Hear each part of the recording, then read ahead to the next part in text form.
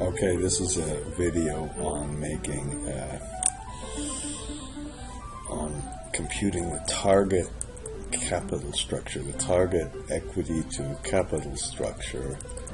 But this time, instead of using the solver, we're going to make a function. And to make a function, let's just review a little bit how this works. Luckily, we have a fairly simple balance sheet. If you have a complicated balance sheet, you might have to make a couple of adjustments, but we have the total assets. Total assets equal the total capital.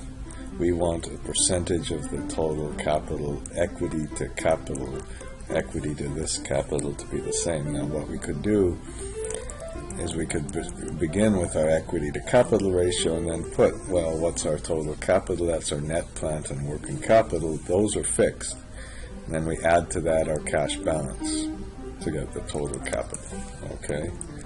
Now, the problem with this is that would be a nice, simple kind of formula, except that the cash balance, well, that depends on how much cash flow we have down here, the net cash flow, and unfortunately the net cash flow depends on how much equity we issue. So that's going to be a little bit of a problem. And then, where was I? Okay.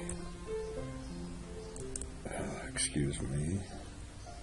And then we have the target equity is simply our capital multiplied by our equity balance. And then the actual equity, well, that's our opening balance plus the net income minus the dividends. And the difference is how much equity we should issue.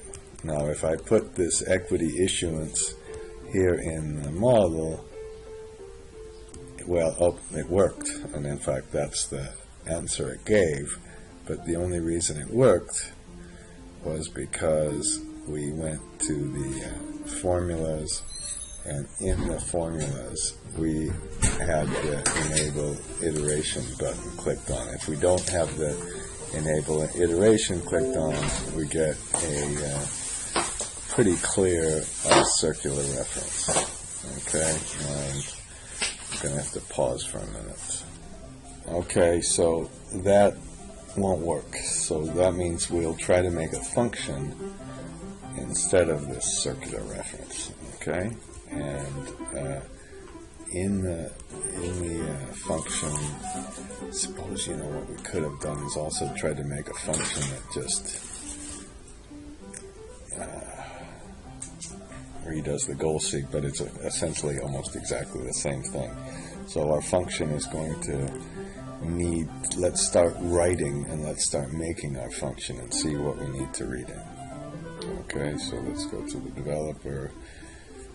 We'll go to Visual Basic, and it looks like we have something for this this thing. Okay, so let's make a subroutine, which is going to be target. Okay, cap. Okay, and we can't have that named exactly the same as the function, and our function, I'm going to name target equity. And in our target equity, let's start reading in. In fact, we can see right here what we'll need. We're going to need net. How about plant and working capital? Okay, these should be fairly descriptive. And then we don't have the cash balance. We have the opening cash. And then we're going to need some things. Once we have the opening cash, we're going to need to work through the whole cash flow statement. That's going to be a pain. We need the opening equity. Okay. And then we're going to need the net income and the dividends. Now let's see what we'll need from the net income and the dividends. Okay, so let's do the same thing. we'll need the revenue, not the revenues. How about the EBIT? Because those aren't influenced. EBIT is not influenced by anything. And now we're going to need the interest expense, which means we need the interest rate and interest. How about we'll put, just to be really clear, expense rate, and then we'll need the interest income rate. And finally, we'll need the same kind of things from the cash flow statement. Okay, and excuse me, let's get the thing back, and we'll need the. How about we'll need cash flow before financing? Okay, I don't know if that's a good description of this. Let's make a new line that's a little underline, and let's continue. We already have enough. We need the dividend payout ratio. I'll call it the dividend payout. And then because we have that, we have the interest expense, we have the interest income. This is what we're aiming for. And I think we're going to also need to get these things, we'll also need the opening debt balance. In fact, why don't we put the opening debt balance over here? Okay, and I think I'm sure I probably missed something, but that's going to be about it. And then remember, if we have a function, somewhere in this function we need to compute the target equity, which is equal to the we're going to capital times the equity ratio. And where did I put the equity ratio? That's the biggest thing we need. Okay, whoops.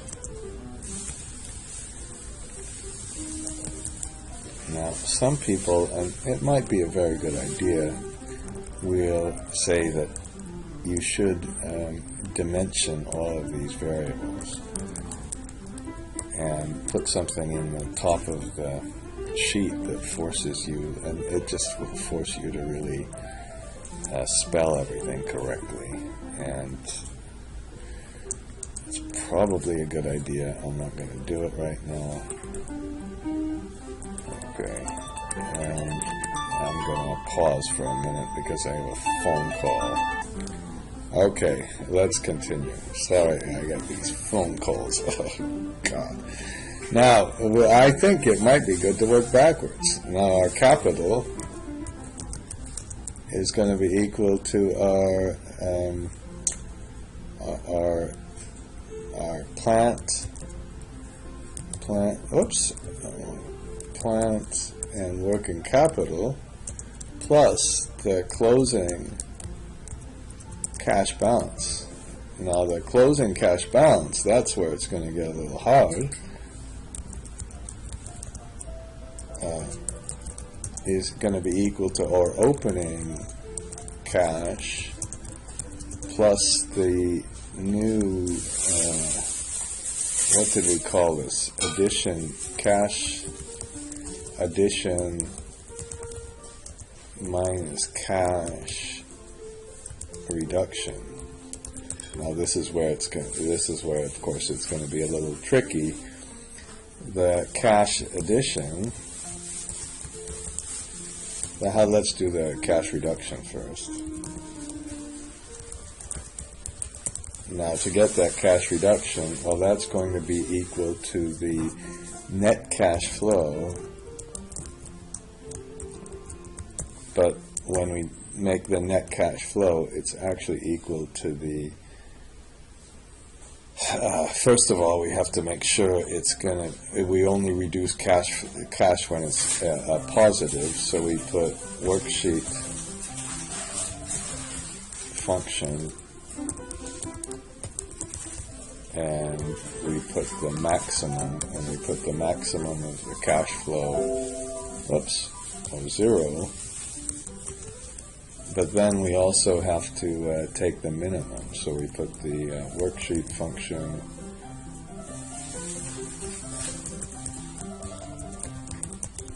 and we put the minimum, and we take the minimum of the worksheet function. Of course, I shouldn't have pressed this here.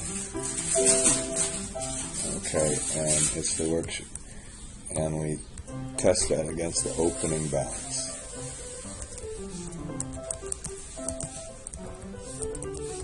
Okay, that's again the difficult one, but of course we need the net cash flow, and to get our net cash flow, we take the cash flow, so our net cash flow is equal to our, this is horrible, where is it? We took the cash flow before the financing, and then what we do is we take away the interest income, add the expense, add the interest income, take away the dividends, and add the equity issued. So that's going to be the problem, is that our target equity, and this is kind of embarrassing. This is our, why don't we call this equity issues?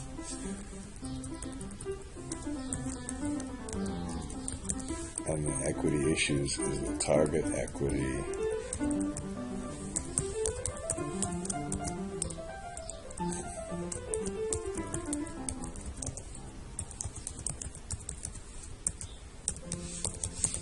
minus the opening equity, minus the I'll call this prior equity. Now our prior equity is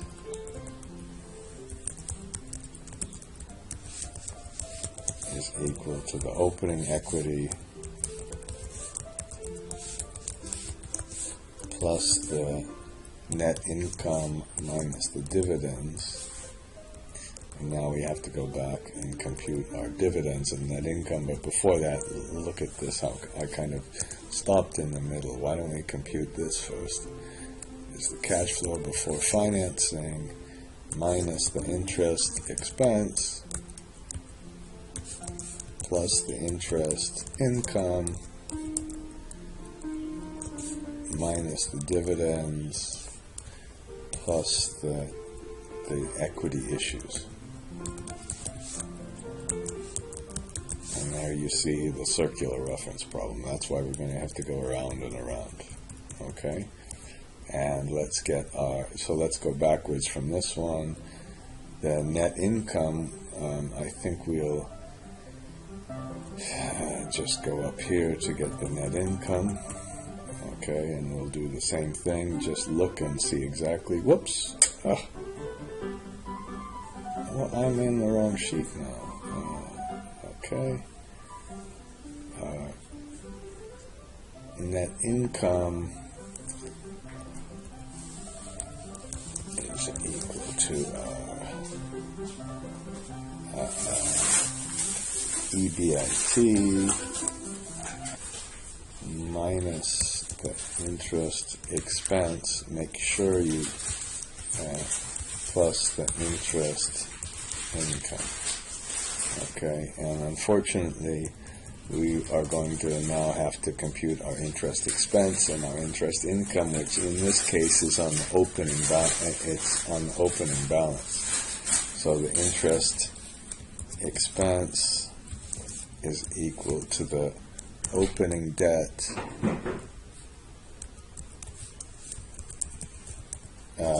plus times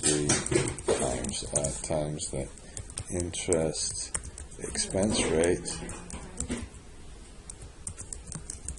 and the interest income is equal to the opening cash times the interest income rate. Okay, and I think so that means and now the only other thing is we need the dividends, and the dividends, I think, why don't we compute the net income up here? Okay, and the dividends are equal to the net income times the dividend payout ratio, but we have to take the worksheet function dot max of that or 0. And now what I'm really hoping you see is that this whole process involves simply redoing all the calculations, which in this case is certainly enormous pain. Okay, all right, and I think we're kind of almost getting there. So we have dividends, net cash flow is equal to interest expense. This, we've got everything defined here. Cash reduction is here, so the closing cash is we need the cash additions now. Okay, and this might be a real pain because the cash addition is equal to the, let's go and see what we did down here for our cash flow additions. We need to first get our net cash flow, add the cash reduction, and then do all of this stuff. Okay, so our cash addition is the net cash flow, which we have, and then we put a plus with the cash reduction, but then we have to put a minus with the debt reduction. Okay, and the debt reduction, we can almost copy it from here. That's going to be, again, the worksheet function, which we're going to take the minimum of the minus of the cash flow, or 0, and the opening debt. Okay, so we have the cash addition. Sorry, this is not cash addition, this is remaining cash. Is the cash, is the net cash flow plus the cash addition minus the reduction, and then finally we need the cash addition is equal to the worksheet function, and we put the maximum this time, and we put the remaining cash, or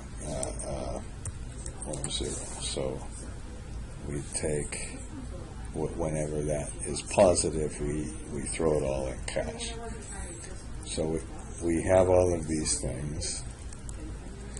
Why don't we select them and put them over maybe a couple, and we're going to do for an iteration equal 1 to, how about 15?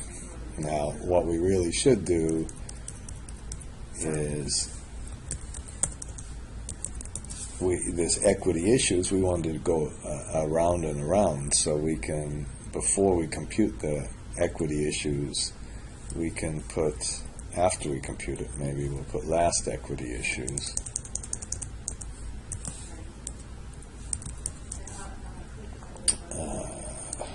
Well, hang on, let's stop here. Let's stop for a minute. Well, now, why don't we do this? Why don't we put something like last equity issues equal equity issues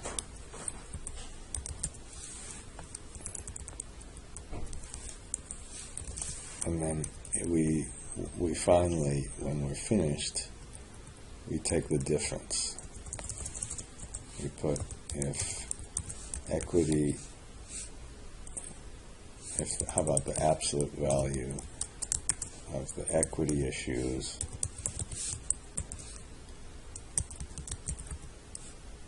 minus the last equity issue. And notice that that last equity issue would start to be, in the very first case, it would be 0. And let's say if that's less than some pretty small number, then we'll exit.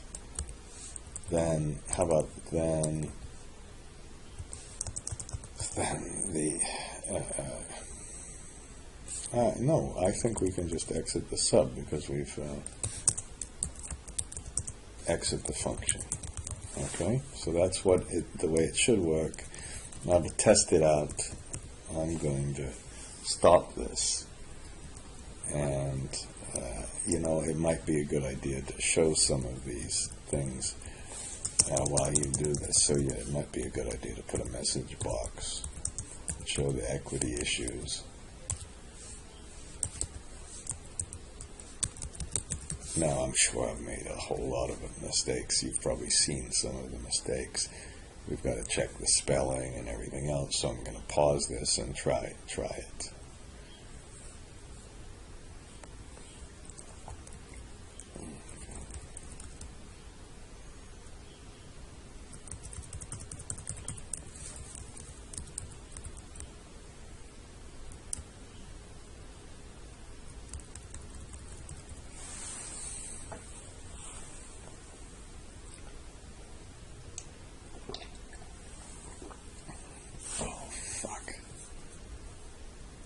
Okay, now I had to cheat a lot, and I had to correct some of my mistakes. But let's look at the file once again. Finally, I'm about 3 hours different from when I started.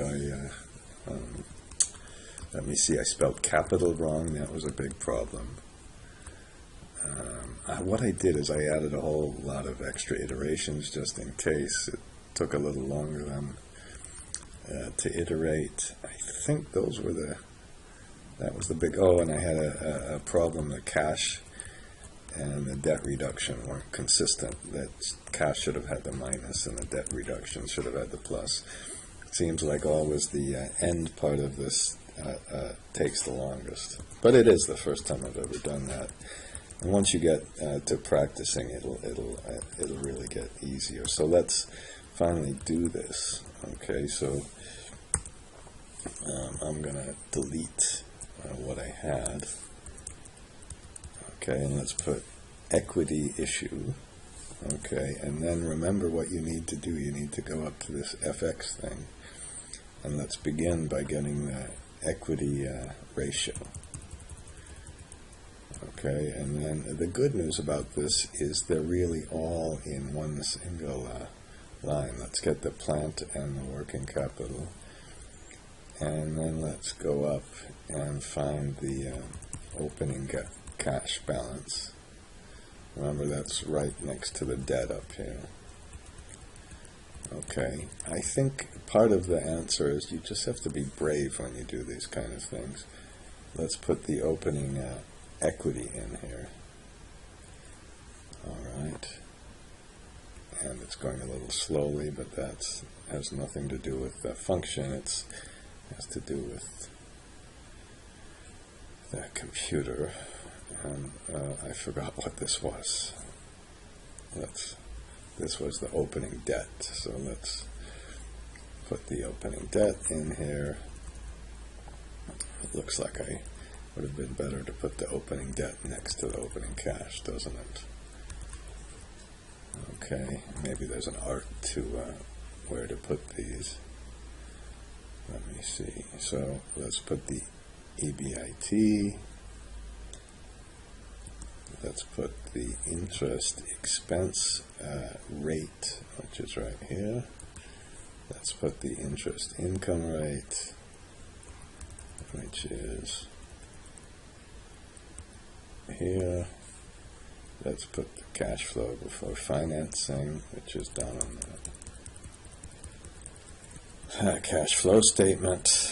Hopefully I'm getting there.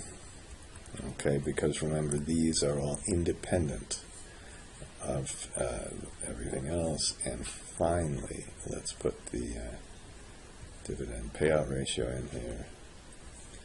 Press OK. And there, that number looks like it's exactly the same number that we had before. And if you would like to just do this in the future period, you can, of course, make a little if statement, and if it's not the historic period, that's when we'll make the calculation. Okay, oops, uh-oh. What did I just do? Okay, well,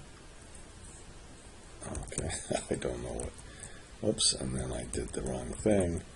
Let's just press Shift-Control-R, and finally, let's experience the joy of a couple of things.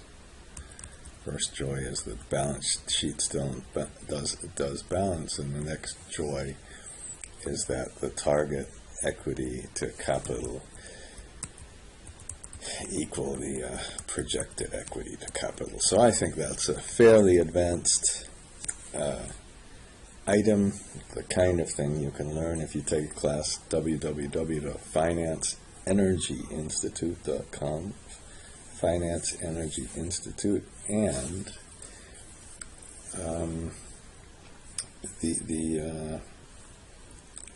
let me see, and it really just shows you how you start this process. Start at the end and just replicate all the formulas, and then it's really, really not all that bad.